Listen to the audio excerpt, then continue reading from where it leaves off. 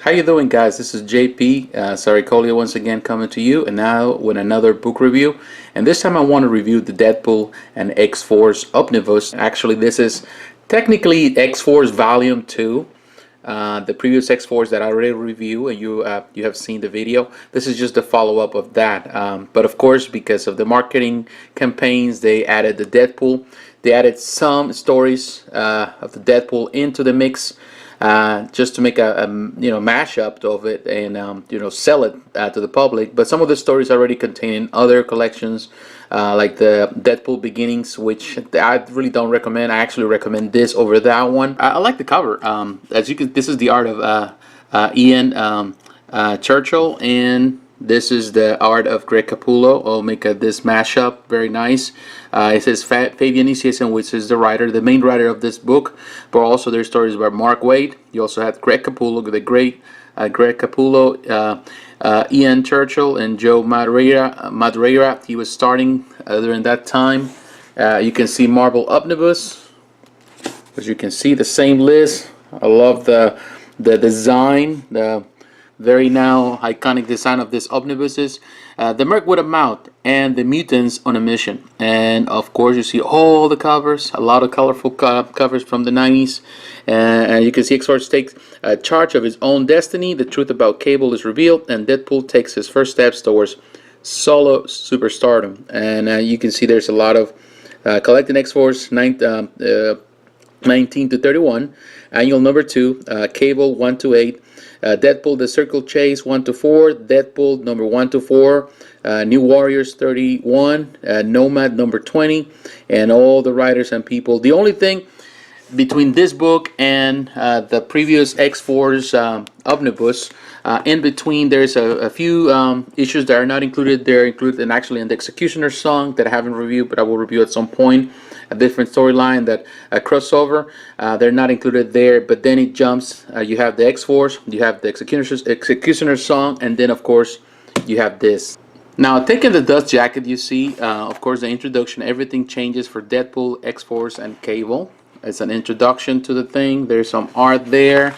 Here you have a quick bio of the artists involved, the creators. Of course, the Fabian Nicieza at the forefront. You got Mark Waid, Greg Capullo, Ian Churchill, and you have Joe Madureira. And of course, there's many people involved in this, and we're going to go in detail.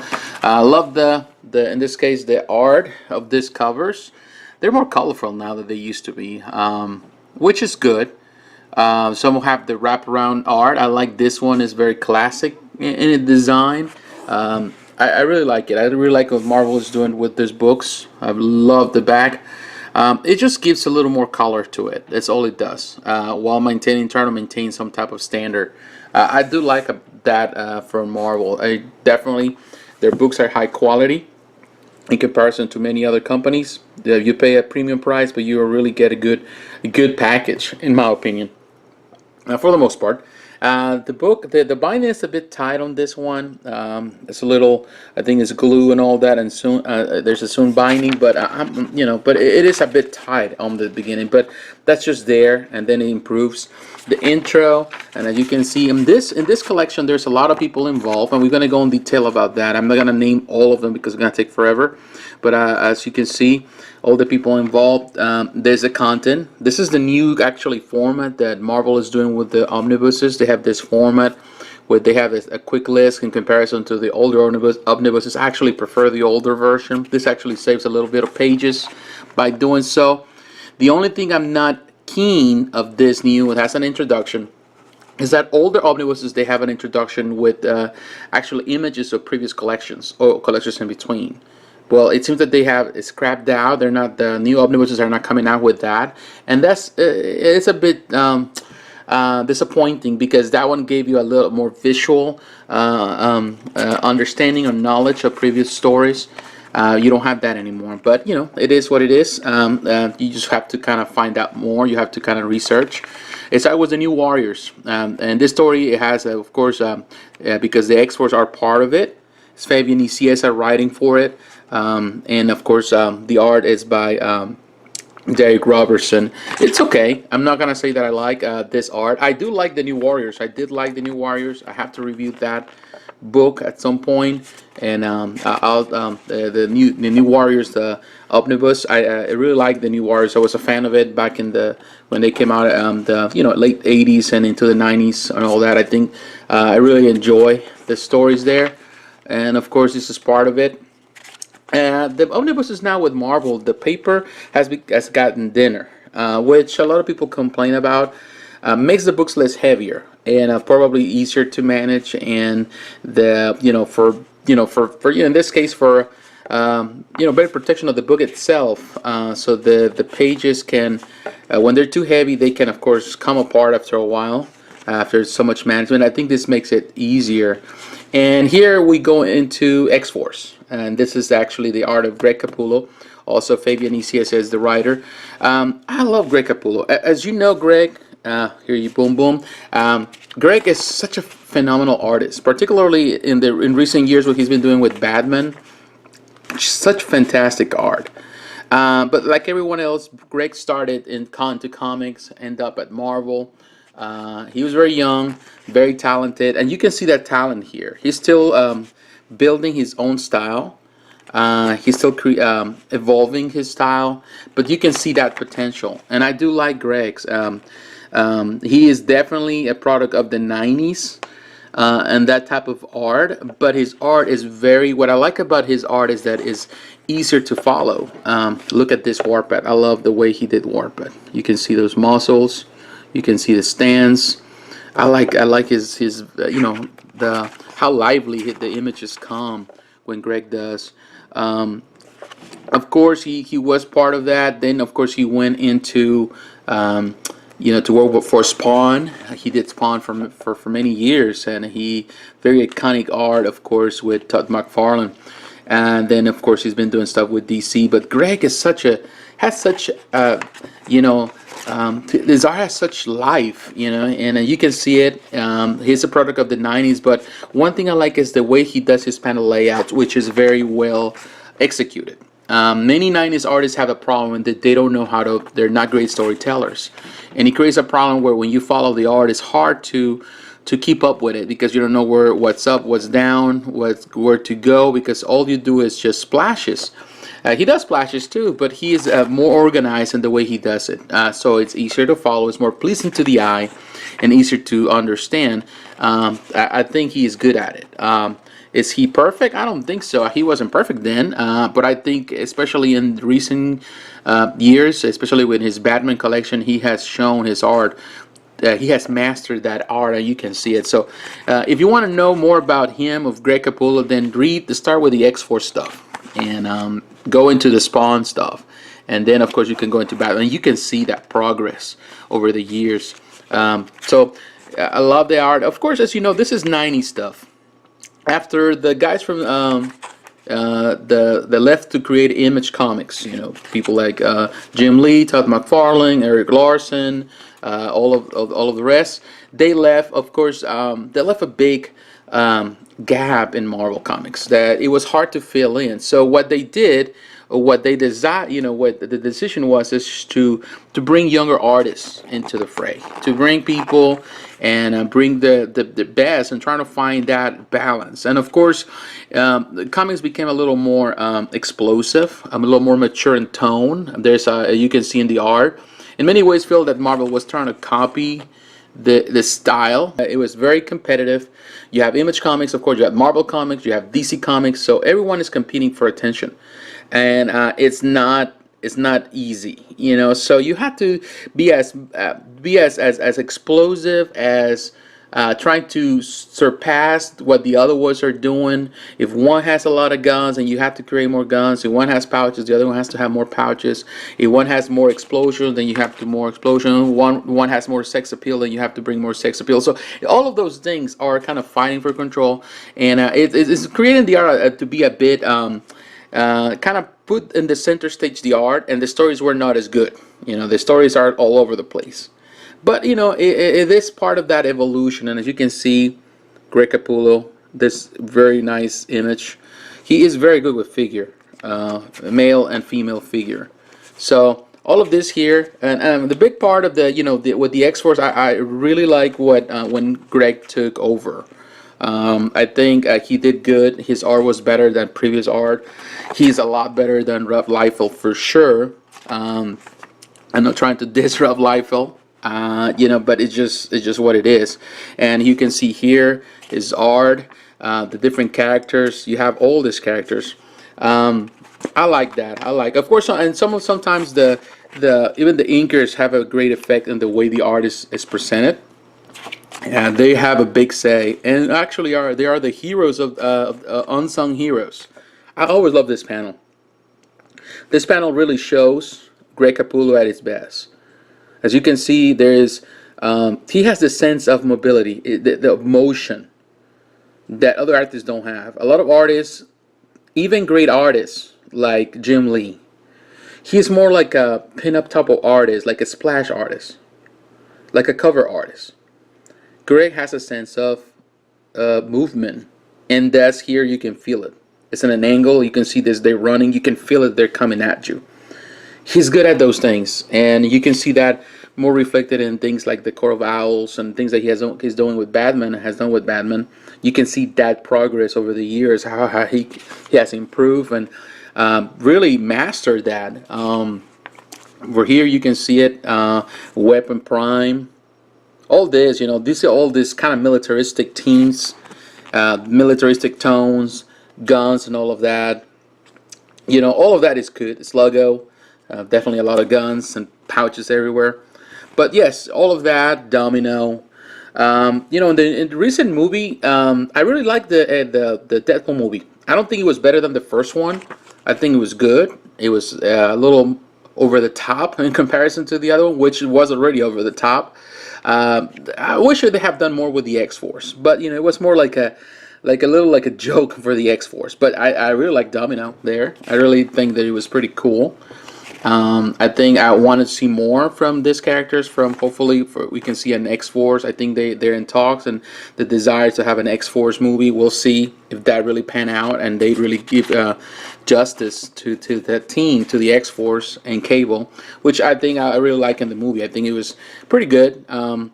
We didn't see as much, but it is what it is. And now we got into Cable, and who doesn't love Cable? I'm really looking forward to. I saw Gentle Giant got a minibus on the San Diego Comic-Con this year, and I'm definitely going to get that one. But Cable, there's so many different. I don't think any statue of Cable can go bad, or any action figure. And this is Art Thibert. Art Thibert is good. At times, I love his art, especially when he did a lot of stuff with X-Men. You can see that he has in many ways, he followed up a lot of the previous art of Jim Lee. You can see that influence from all those artists in his style. At times he's good, and times he is not that good. I think he was still, he was young when he was doing this, so he's still not as precise, I would say, like other artists with the art. One thing I don't like about this in this collection, I noticed, is that the transfers of these copies of all this are kind of fussy, and I don't know if you can see it with the camera because the camera kind of presents it well. But when you look at it, it's a bit fussy at times. Some collections or transfers to this, from digital to this, don't match up well. I don't know if it's something to do with the copies they use of the digital transfer, but it doesn't look as good here on paper. You might not see it might look good on the camera, but when you look at it, it's a little fussy. I don't know if that's what it is. And normally you notice that if you're reading digital comics, which I do. I read a lot of digital comics, and I can see that difference. And it feels like they transfer the same files into this file. So, which is a shame. They should have done a much better job at remastering this, but I noticed that particularly on this collection of Cable, on this pages of Cable. I don't see it anywhere else, but I see it on this in a few comics, particularly with Cable.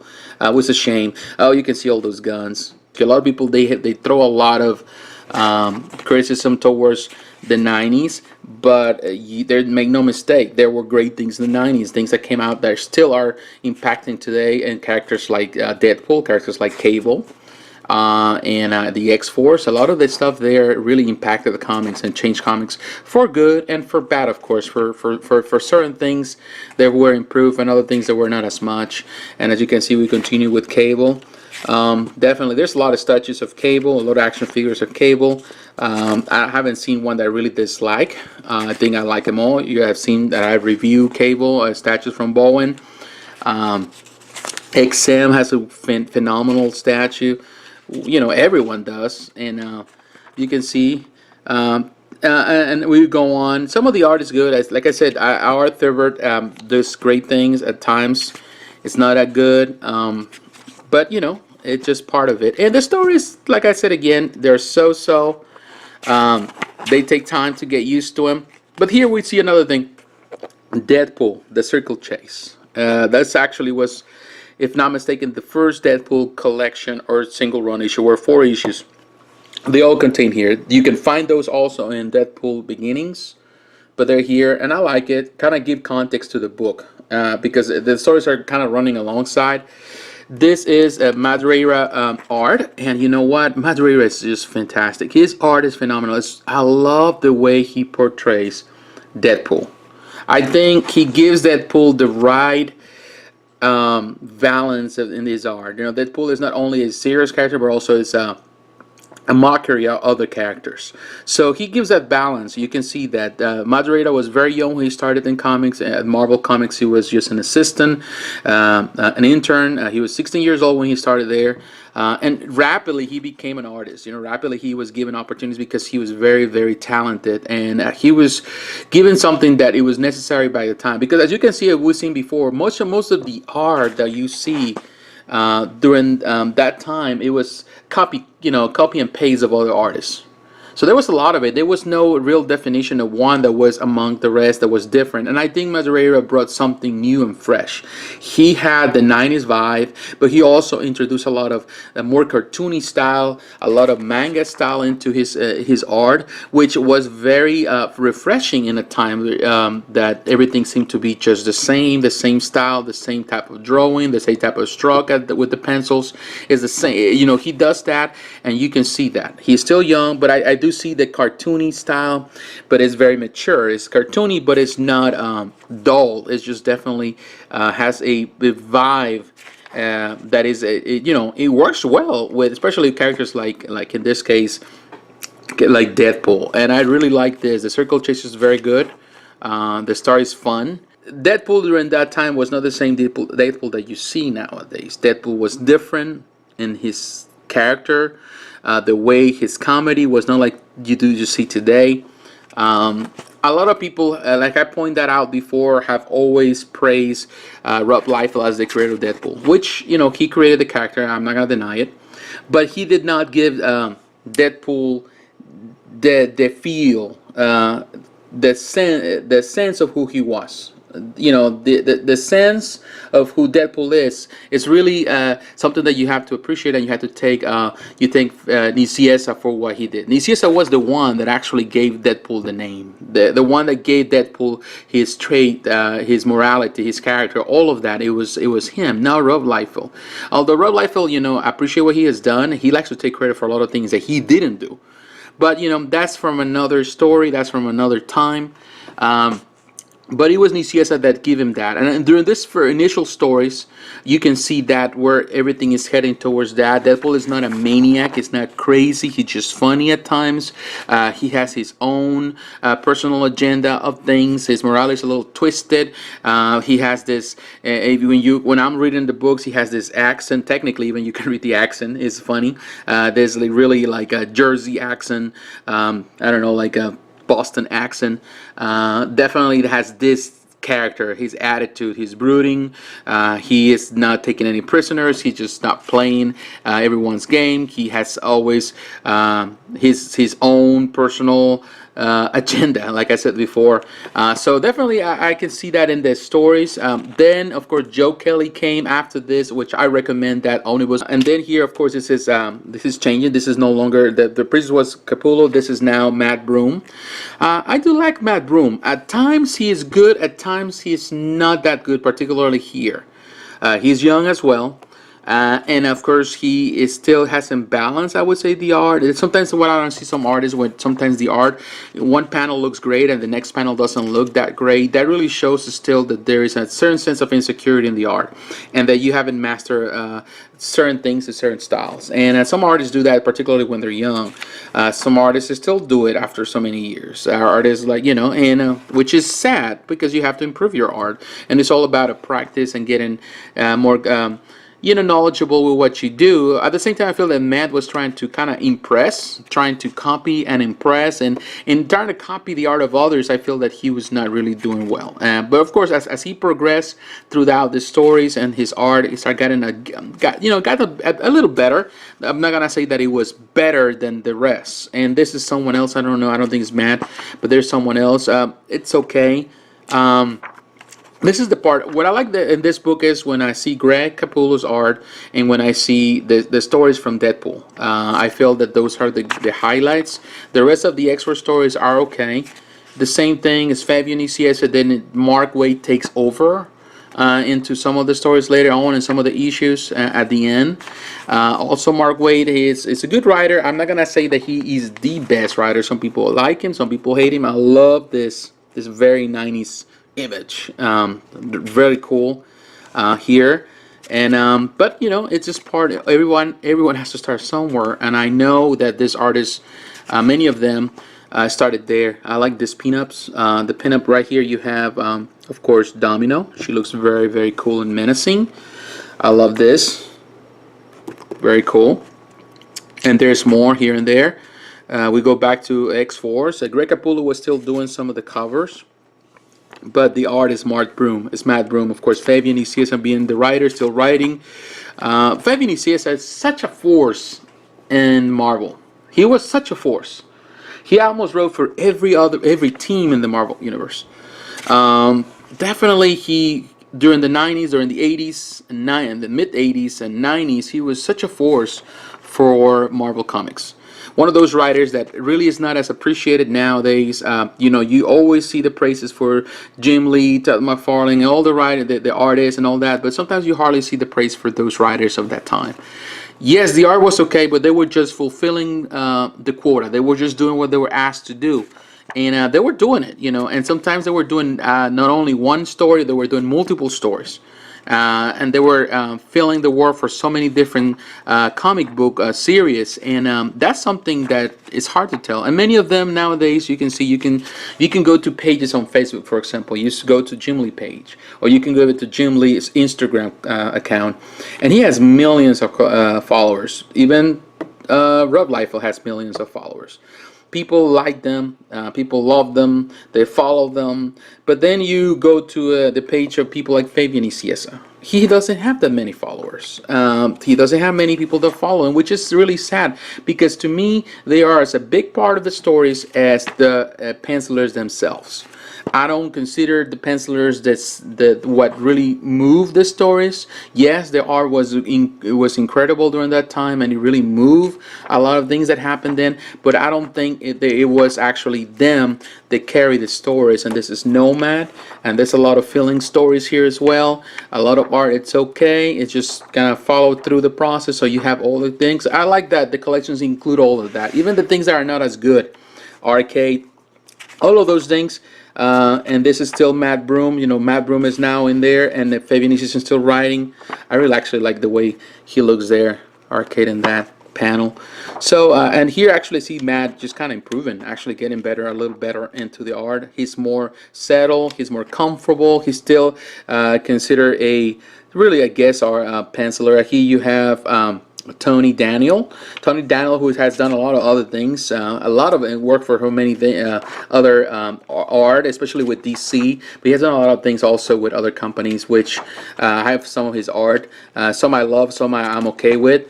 But yeah, you can see, and it follows up. We continue with Cable. Now this is Dwayne Turner. So now you have more filling artists. Some of those artists are okay, like I said before. Personally, I'm not a fan when there's so many different guest artists into a comic book. It really shows two things. First, it shows that they don't have a real direction. They don't really have a real plan. And second of all, it really shows that that they're just trying to impress. It really shows that they're struggling with sales. Was this struggling with sales? Sorta. Like I said, there was a lot of competition. And this is Aaron Weisfeld. As you can see, there's a different more arts. Everyone has different styles. I kind of like his art. There's a lot of strokes, a lot of shading, a lot of little inking all over the place, but I really like it. And some points, there is some of these stories where actually there is a collaboration of many artists. I've never been a fan of those comic books where different pages are penciled by different artists. It really confuses me a lot. I've never been a fan of them. I'm glad that they include them here because it's part of their collection, it's part of the stories. I just felt that it was a gimmick just to try to get people to buy more comics. I don't necessarily feel that that was actually what would improve or make these comics to last longer in sales. Sometimes, I prefer to have an artist that is more permanent, it stays in place. I prefer for them to finish a run with that person, and because it gives continuity to the story. It's not like I'm feeling like when I'm looking at the same art or the same writer, I'm following the same team, so everything has cohesion. When you don't have that, of course, that throws everything off, makes it hard to read and hard to comprehend. But he keep on going. This is the Deadpool miniseries. I really like this one. This is actually the art of Ian Churchill, and it's Mark Waid, actually the one, I think, if I'm not mistaken, the one that wrote it. Just correct me if I'm wrong. I think I am. But yes, I love Ian Churchill. He has this British art. His art is like when I don't know if you have seen Judge Dredd, all the art from the UK. It's just phenomenal. He has this British style, a lot of like shades and shadows and all that stuff, and is brooding and is strong, and I really like his style. And you can see right here, yes, it's Mark Waid, like I said, and Ian Churchill. I love his art. I love his depiction of the character. Definitely, this is one of my favorites on the book too. I think it's great that it was included there. At the same time, I feel that they included all of this just trying to sell the X-Force book, because technically I don't think that it will be a strong seller without Deadpool. I think because technically they don't really cross over with each other into the story. There's no many crossover stories, so I don't see the point in one way. But at the same time, I know what they're trying to do. They try to market it that way so that people can buy it. But yeah, I love Ian Churchill's here. Deadpool story is very good, very clever. This relationship that he has, Deadpool with Siren, all of that is just, it's cool. I really like it. I like the depiction of the Juggernaut. I like the way he has, the way he did it. Pretty cool. The knuckle bracelets, definitely, those are mortal. Those are definitely deadly. But yeah, you can see it's just cool. I really like this style. I like the way he did it. I like the how lively it is. Look at that, all this muscles popping and the veins and all of that. It's extremely cool. And definitely this is a highlight to me also of this story. There is a real highlight, and of course the collection is included here. I do have this collection in other formats, but I don't know. I like the way that they include it, and kind of finalizes the whole story right there with Deadpool. And then you got in the back, you have a lot of different pinup art, different extras. There's not as many extras in other omnibuses or collections, which I'm okay with. It's just it is cool that it's here. Definitely, this is a must-have. If you are a fan of a Deadpool or the X-Force and Cable, you should have this. It keeps them more complete. And there's of course always those pinups that you see at Marvel, and there's more stuff. More stuff here. Kind of funny. Look at that. I like that one. See this? There's a lot of different things. Rough pencils, on color pencils, art, the cards, Cable, Boomer, Cannibal, X-Force. Kind of like that. I like that. And that end, I can say that Marvel is much better than DC when it comes about giving extras. They give you more extras. I love these recolor versions. I've always done. I really like him. I like that they have this is the image of the X-Force, the toy soldiers, the Cable, this figure. I remember this. Definitely very cool. Now, in conclusion, do I recommend this book? Yes, I do. I do recommend it. Not to everyone. I recommend it to Deadpool fans, 90s fans, and X-Force fans, of course. Definitely, if you want to know more about the X-Force, if you already have the X-Force Volume 1 Omnibus, you should have this one. This is X-Force Volume 2. I do not recommend for people that have issues with the 90s. I don't recommend it for people that dislike Deadpool or Cable. You're not gonna like it. You're not gonna find it fun. It is cheesy.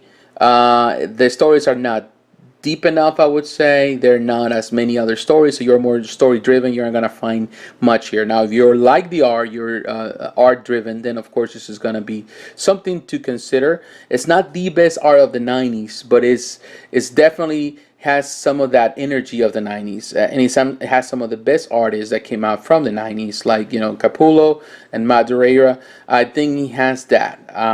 It has some cheesy art as well, some not as well executed art, but definitely kind of circles everything that you need to know about these characters. Once again, I thank you for watching this video. I appreciate your support. Please don't forget, like, comment, subscribe to this channel, and I'll talk to you again. God bless you, my friends.